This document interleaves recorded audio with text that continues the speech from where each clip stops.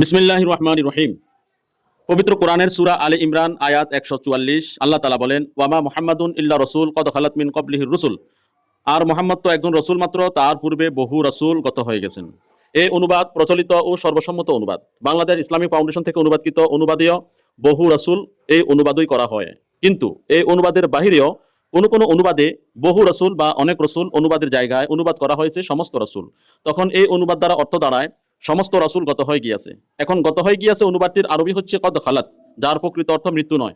চলে গিয়াছে, গত হয়ে গিয়াছে, অতিক্রম করিয়াছে, মিলিত হইয়াছে, এগুলোই তার প্রকৃত অর্থ। তবে ক্ষেত্রবিশেষ কখনো কখনো শব্দটি রূপকার্থে মৃত্যু অর্থ বোঝানোর জন্যও আসতে পারে, কিন্তু মৃত্যু অর্থ শব্দটির আবশ্যকীয় বা প্রকৃত কোনো অর্থ নয়। সে যাই হোক, এখন প্রশ্ন হলো, আয়াতটির আর রসুল শব্দের ব্যাপকতার কারণে যদি আয়াতটির অনুবাদ করা হয় সমস্ত রাসূল গত হয়ে গিয়াছেন, তাহলে তো হযরত ঈসা মসীহ আলাইহিসসালামও এর অন্তর্ভুক্ত হয়ে যাচ্ছেন। সেক্ষেত্রে তো তিনিও মৃত্যুবরণ করেছেন বলে প্রমাণিত হচ্ছে। অতএব হাদিস সমূহে বর্ণিত আগত ঈসা মসীহ বলতে কি একজন রূপক মসীহের আগমনকেই সাব্যস্ত করতে হয় না? প্রশ্নটি কাদিয়ানীদের। এর উত্তর হলো না, এমন সিদ্ধান্ত গ্রহণ করা যাবে না। শুধু সূরা আলে ইমরান আয়াত ১৪৪ ব্যবহৃত আর রসুল শব্দটির ব্যাপক অর্থের উপর নির্ভর করে হযরত ঈসা মসীহকে মৃত্যুবরণকারী প্রমাণ করা যথেষ্ট নয়, বরং এক্ষেত্রে কোরআনের অন্যান্য আয়াতও সামনে রাখতে হবে। বিশেষত সূরা নিসা আয়াত ১৫৮ আল্লাহ তাআলা সুস্পষ্টভাবে বলেছেন, বাল রাফাহুল্লাহু ইলাই ওয়া কানাল্লাহু আজিজান হাকিমা। বরং আল্লাহ তাকে তথা ঈসাকে নিজের দিকে উঠিয়ে নিয়েছেন, আর আল্লাহ পরাক্রমশালী প্রজ্ঞাময়। অতএব একটি আয়াতের কোনো শব্দকে তার সাধারণ বা ব্যাপক অর্থে গ্রহণ করার আগে সংশ্লিষ্ট বিষয়ে কোরআনের অন্যান্য বক্তব্যও বিবেচনা করা জরুরি। শব্দের ব্যাপক অর্থ মানেই সর্বক্ষেত্রে ব্যতিক্রমহীন নয়।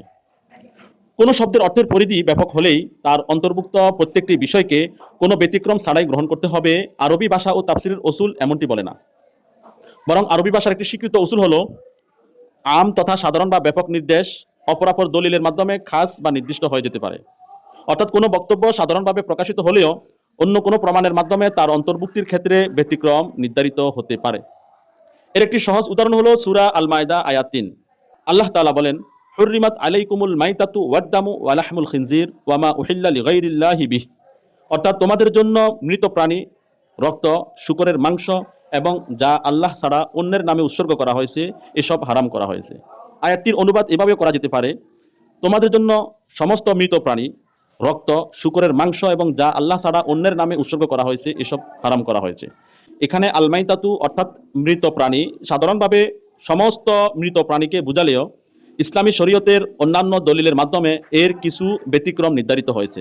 যেমন হাদিসে এসেছে, রাসূলুল্লাহ সাল্লাল্লাহু আলাইহি ওয়াসাল্লাম ইরশাদ করেছেন, উহিল্লাত লানাল মাইতাতানি ওয়াদ দামানে ফা আম্মাল মাইতাতানে আল হুতু ওয়াল জারাদু।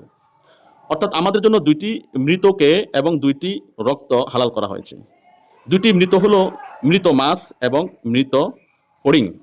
তো এতে বোঝা গেল হাদিসে মৃত মাছ এবং মৃত ফড়িংয়ের ব্যাপারে বিশেষ বিধান রয়েছে। সুতরাং কোনো সাধারণ শব্দের ব্যাপকতা থাকা মানেই এই অর্থ নয় যে অন্য কোনো দলিলের মাধ্যমে তার কোনো ব্যতিক্রম নির্ধারিত হতে পারবে না। অনুরূপভাবে আর রসুল কথাটিও বুঝতে হবে। সূরা আলে ইমরান আয়াত ১৪৪ কদ খালাত মিন ক্বাবলিহির রুসুল, অর্থাৎ তার পূর্বে রসুলগণ গত হয়ে গেছেন, এই বক্তব্যকে সামনে রেখে যদি সমস্ত রসুল অর্থ গ্রহণ করা হয়, তবুও এর অর্থ এই নয় যে প্রত্যেক রসুলই কোনো ব্যতিক্রম ছাড়া মৃত্যুবরণ করেছেন। কারণ কোনো সাধারণ বক্তব্যের অর্থ নির্ধারণের ক্ষেত্রে সংশ্লিষ্ট বিষয়ে কোরআনের অন্যান্য আয়াতও বিবেচনায় নিতে হয়। হযরত ঈসা আলাইহিসসালামের ব্যাপারে কোরআনের অন্যান্য আয়াত। হযরত ঈসা আলাইহিসসালামের ব্যাপারে কোরআনে এমন একাধিক আয়াত রয়েছে যেগুলো তার বিশেষ অবস্থার দিকে নির্দেশ করে। যেমন সূরা নিসা আয়াত ১৫৮, সেখানে আল্লাহ তাআলা বলেন, বাল রাফাহুল্লাহু ইলাই ওয়া কানাল্লাহু আজিজান হাকিমা। বরং আল্লাহ তাকে নিজের দিকে উঠিয়ে নিয়েছেন, আর আল্লাহ পরাক্রমশালী প্রজ্ঞাময়।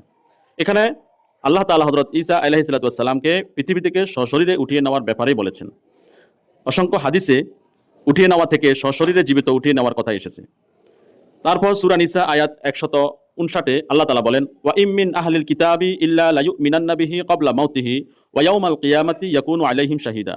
আহলে কিতাবের মধ্যে এমন কেউ নেই যে তার মৃত্যুর পূর্বে তার প্রতি ঈমান আনবে না, আর কিয়ামতের দিন তিনি তাদের ব্যাপারে সাক্ষী হবেন। এই আয়াতের ব্যাখ্যায় তার মৃত্যু বলতে সংখ্যাগরিষ্ঠ মুফাসসিরগণ হযরত ঈসা আলাইহিসসালামের কথাই বুঝিয়েছেন। অর্থাৎ শেষ জমানায় হযরত ঈসা আলাইহিস সালাম যখন পৃথিবীতে আবার আসবেন, তখন সকল আহলে কিতাবী হযরত ঈসার মৃত্যুর আগেই হযরত ঈসা আলাইহিসসালামের সময়ে ঈমান আনবে এবং তারা ইসলাম গ্রহণ করবে।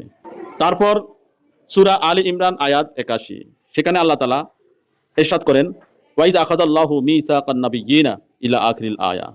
এই আয়াতে দুটি শব্দ রয়েছে বিশেষভাবে, লাতু মিনুন্না বিহি ওয়া লাতানসুরুন্নাহু। সম্পূর্ণ আয়াতটির অর্থ, আর স্মরণ করো যখন আল্লাহ নবীদের কাছ থেকে অঙ্গীকার নিয়েছিলেন, আমি তোমাদেরকে কিতাব ও হিকমত যা কিছু দিয়েছি, অতঃপর তোমাদের কাছে এমন একজন রসুল আসেন যিনি তোমাদের কাছে যা আছে তার সত্যায়নকারী, তখন অবশ্যই তোমরা তার প্রতি ঈমান আনবে এবং তাকে সাহায্য করবে। এই আয়াতে ইঙ্গিতে হযরত ঈসা আলাইহিস সালামের পুনর্আগমনকেই বুঝিয়েছে।